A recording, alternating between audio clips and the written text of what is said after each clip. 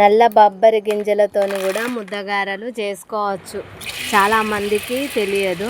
బొబ్బరి పప్పు షాపులలో తీసుకొచ్చుకొని ముద్దగారెలు చేసుకుంటారు.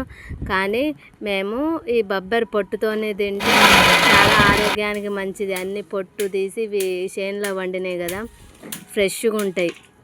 చాలామంది బయట రోడ్ల మీద గారెలు కొనుక్కొని తింటారు. వాళ్ళు చేయడం బాగానే చేస్తారు, కానీ వాళ్ళు వాడే ఆయిల్ క్వాలిటీగా ఉండదు. నూనె నల్లగా మారేదాకా అయినా అందులోనే మళ్ళీ గారెలు వేస్తూ ఉంటారు.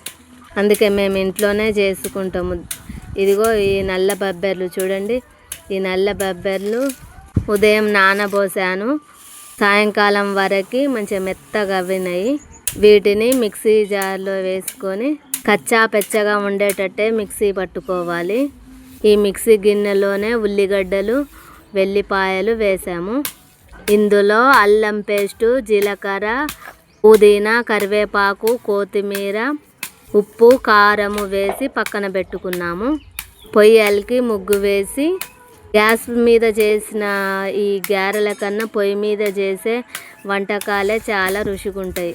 ఈ సాయంకాలం వేడివేడిగా రుచికరమైన ముద్దగారెలు రెడీ అయ్యాయి.